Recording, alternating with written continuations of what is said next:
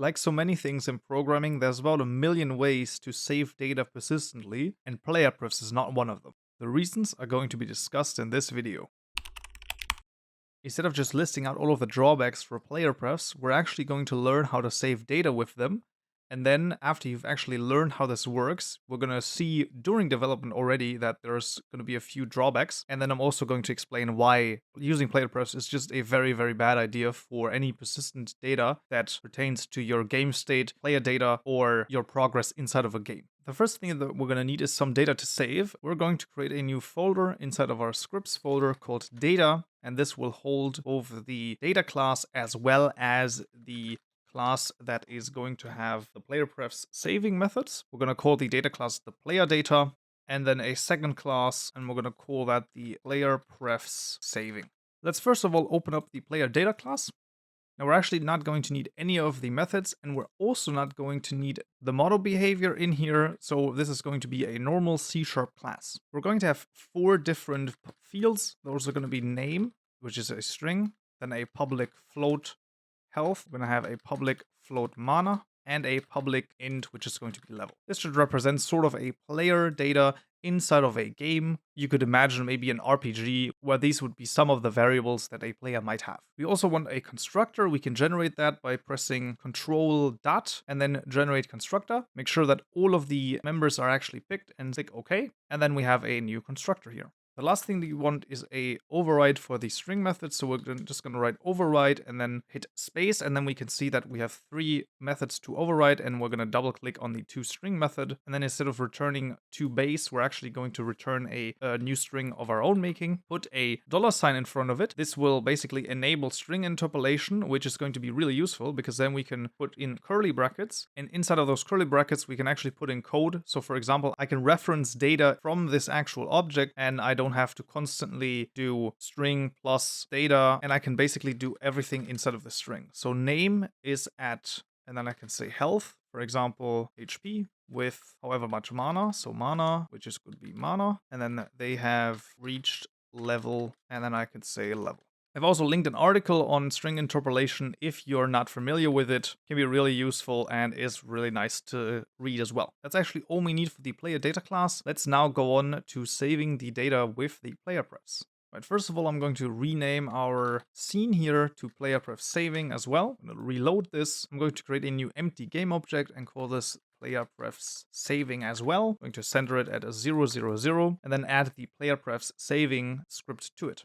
Now let's double click and actually open the PlayerPrefs saving script and let's see what we can do. So first of all, we're going to need a new private player data variable right here, which is the data that we're going to save and load. To fill this data, we're actually going to create a private void create player data method. This is not strictly necessary, however, it makes the code a little bit cleaner. We're going to set this to player data equals new player data, and luckily we have created a constructor, so we can set this now. So we're going to say Nico 200F for health, 10 for mana, for example, and level 3. Make sure this actually gets created. We're going to call this create player data method inside of our star method. The next thing we're going to need is going to be a public void save data method. So this is basically the method that is going to save the data. And now the reveal comes. How do we save data with PlayerPrefs? Well, we're going to say PlayerPrefs.setString. We will need to give it a key and a value. So this is going to be the name, and this is going to be playerdata.name. This is as easy as saving data with PlayerPrefs. We're going to do the other ones as well. PlayerPrefs.setFloat, health, playerdata.health. We also have PlayerPrefs.setFloat mana, playerdata.mana. And last but not least, PlayerPrefs.setInt level, playerdata.level. That's all that we need to save data with the PlayerPrefs class. What you will already have seen is that when we call the PlayerPrefs methods, so you can see that those are all of the suggested methods that we can call. There are actually only 3 set methods. That is going to be the floats, the ints, and the strings. So any more complex variables that you might have, for example, even lists or something like that, you would have to sort of make a workaround for them, and you can't just natively save them inside of the PlayerPrefs, which is definitely one of the first negatives that we can see. Let's now also create a method for loading data, public void load data. We basically want to read out what we have written here, and then save it inside of our private player data that we've made at the top here. So this is going to be player data equals new player data. And then instead of passing our own values, we're actually going to do PlayerPrefs dot get string name. And we're going to continue with this until we have all of them. PlayerPrefs dot get float health, PlayerPrefs dot get float mana, and then last but not least, PlayerPrefs dot get int level. There you go. And then let's actually make this a little bit nicer in terms of formatting. And then last but not least, let's do debug.log player data dot toString so that we can actually see whether or not this has worked.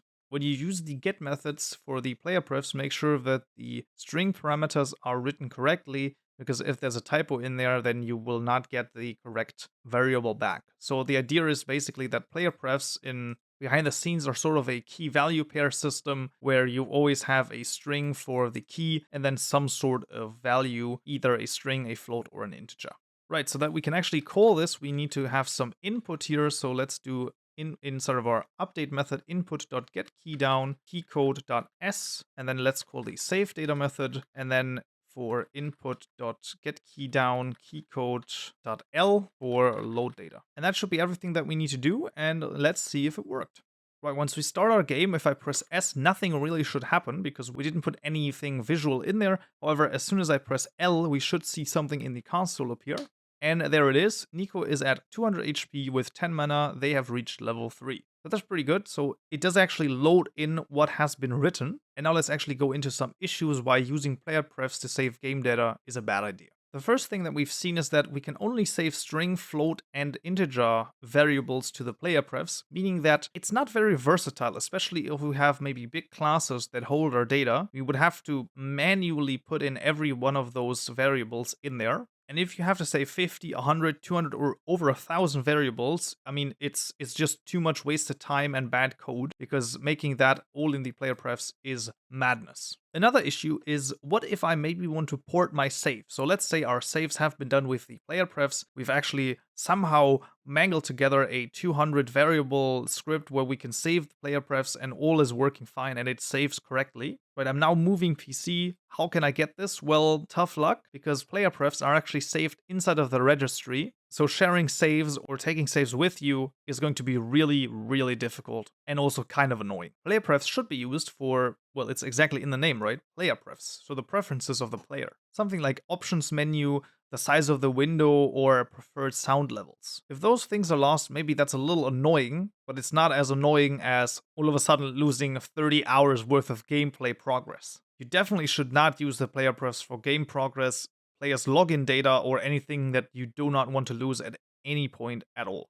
While it is easy to use, please don't use it for important data for your game. But Kaupenjoe, I hear you scream. It's so easy to use. What alternative is there? Well, I'd rather have you save everything in a plain text file than save it in the PlayerPrefs, but there's something even better. And that's going to be the JSON utility class, which can serialize our data into JSON files. And that is something that we're going to see next time. If you're living in the future, the video should already be available. Apart from that, I hope you found this useful and you'll learn something new. I would of course really appreciate a like, and be sure to check out the JSON utility video, which is linked on the left side on the end screen. I will see you there. So yeah.